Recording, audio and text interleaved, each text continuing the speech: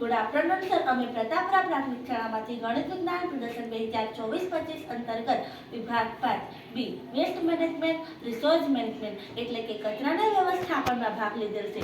હું પટેલ વિભૂતિબેન વિનોદભાઈ. હું કટારા વર્ષાબેન સનાભાઈ. આપનું હાર્દિક સ્વાગત કરીએ છીએ.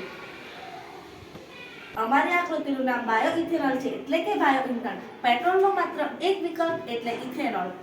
અમારું આ મોડેલ પ્રધાનમંત્રી જૈવ ઇંધણ વાતાવરણ અનુકૂળ ફસલ અવશેષ નિવારણ પીએમ જીવાન યોજના 2024-25 જે 5 વર્ષ માટે 2028-29 પર આધારિત છે, જેમાં ખેતરના બિનઉપયોગી પાકના નકામા કચરાના અવશેષોનો ઉપયોગ કરી ઇંધણ બનાવી ભવિષ્યની વિવિધ સમસ્યાઓ જેવી કે વાતાવરણનું પ્રદૂષણ ઘટાડવું, પુનઃપ્રાપ્ય સ્ત્રોતોનો ઉપયોગ ઘટાડવો, ખેડૂતોની આવક વધારવી, દેશ વિદેશ ઇંધણ પરની આપની નિર્ભરતા ઘટાડવી અને આત્મનિર્ભર ભારતના નિર્માણ કરવા પર છે.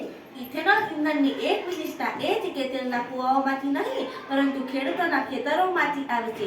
કેન્દ્રીય પરિવહન મંત્રી નીતિન ગડકરીએ દાવો કર્યો છે કે આવનાર સમયમાં ઇથેનોલના કારણે પેટ્રોલની કિંમત 15 રૂપિયા પ્રતિ લિટર સુધી પહોંચી શકે છે. બ્રાઝિલે શરૂઆતમાં શેરડીમાંથી ઇથેનોલ બનાવવાનું શરૂ કર્યું. ફિયાટ, ફોક્સવેગન, જીએમ અને ફોર્ડ જેવી કંપનીએ ઇથેનોલ પર ચાલતા વાહનો બનાવવાનું શરૂ કર્યું. ઇથેનોલ એક જૈવિક બળતણ છે. ઇથેનોલ એક પ્રકારનો આલ્કોહોલ છે. શુદ્ધ ઇથેનોલ રંગવિહીન, પાણીમાં દ્રાવ્ય અને અતિદહનશીલ પ્રવાહી છે. આ મુખ્યત્વે 3 પ્રકારના હોય છે: 1G ઇથેનોલ, 2G ઇથેનોલ અને 3G ઇથેનોલ. સૌપ્રથમ આપણે 1G ઇથેનોલની વાત કરીશું. પ્રથમ પેઢીના ઇથેનોલ શેરડીના રસ, મકાઈ, બીટ, જુવાર અને સડેલા બટાકામાંથી બનાવવામાં આવે છે. 2G ઇથેનોલ બીજી પેઢીના ઇથેનોલ સેલ્યુલોઝ ધરાવતી સામગ્રી જેવી કે મકાઈના જીંડવા, ચોખાની ભૂસી એટલે કે પરાલી, ઘઉંની પરાલી, વાંસ અને રૂડી બાયોમાસમાંથી બનાવવામાં આવે છે. 3G ઇથેનોલ ત્રીજી પેઢીના બાયોફ્યુઅલ શેવાળમાંથી બનાવવામાં આવે છે. અમારી આકૃતિનો હેતુ ખેતરના પાકના નકામા કચરામાંથી બાયોઇથેનોલ ઉત્પાદન, શુદ્ધિકરણ અને પેટ્રોલ સાથે સંમિશ્ર કરવાની પ્રક્રિયા. પુનઃપ્રાપ્ય ખેતરમાં પાકના નકામા કચરા પર આથમણની પ્રક્રિયા કરી યીસ્ટમાં રહેલા ઉત્સેચકોની મદદથી સ્ટાર્ચમાંથી સુગર અને તેમાંથી ઇથેનોલમાં રૂપાંતર કરી નિસ્યંદિનની પ્રક્રિયાથી સંપૂર્ણ શુદ્ધ 100% બાયોઇથેનોલ મેળવવું.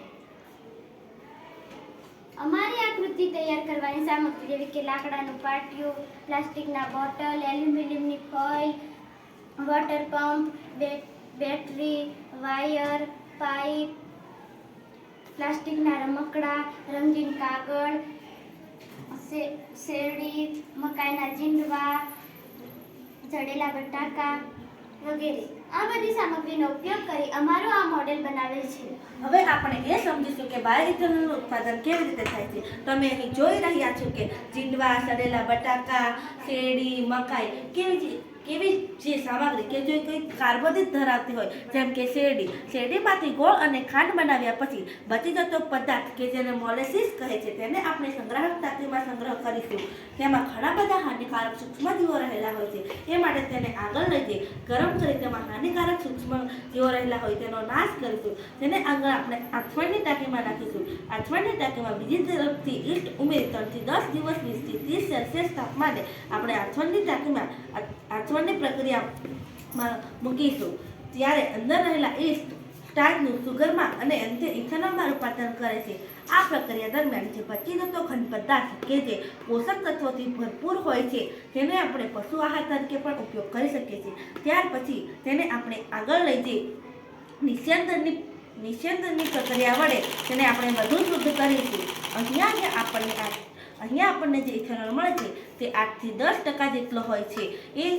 પરંતુ આપણે તો વાહનોમાં 100% ઇથેનોલ વાપરવાનો છે. એ માટે તેને આપણે શુદ્ધિકરણના વિભાગમાં પહોંચાડીશું. હવે આ વિભાગ ઇથેનોલના શુદ્ધિકરણનું છે.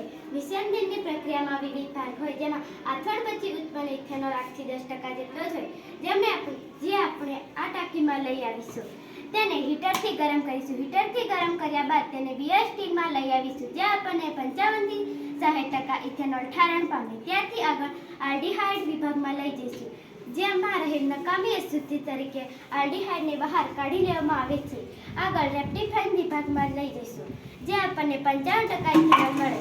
5% જેટલું તો પાણી હોય, તેને હીટરથી ગરમ કરવામાં આવે છે. ત્યારે આપણને 55% ઇથેનોલ મળી આવે છે. નિસ્યંદનની પ્રક્રિયા કરી સંપૂર્ણ શુદ્ધ 100% બાયોઇથેનોલ આપણને અહીંયા મળી આવે છે. અહીંયા આપણને 100% ઇથેનોલ મળી જાય છે. એ 100% ઇથેનોલને આપણે પેટ્રોલ પંપ સુધી પહોંચાડી હમણાં જ આપણા કેન્દ્રીય પરિવહન મંત્રી નીતિન ગડકરીએ લોન્ચ કરેલી ગાડી ટોયોટા ઇનોવા હાઈક્રોસ જે 100% ઇથેનોલથી ચાલે છે, તે એવી ગાડીઓમાં આપણે 100% ઇથેનોલ ઉમેરીને વાપરી શકીએ છીએ. હમણાં જે આપણને પેટ્રોલ મળે છે એ 8 થી 10% પેટ્રોલ હોય છે.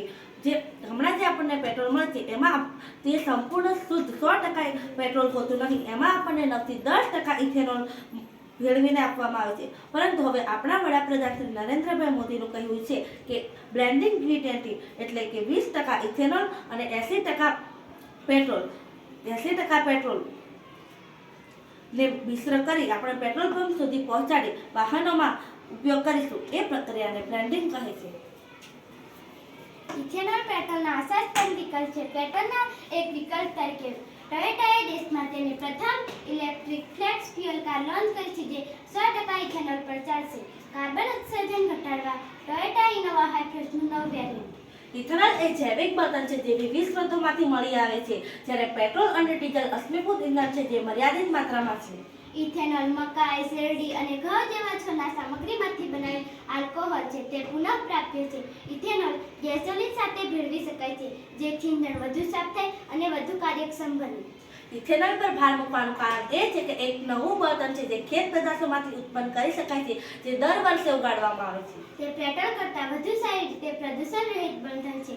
તે હવાની ગુણવત્તા સુધારવામાં અને ગ્રીનહાઉસ ઘટાડવામાં મદદ કરી શકે છે. તેની ઉપયોગી વિદેશી તેલ પરની આપણી નિર્ભરતા ઘટાડી શકે છે.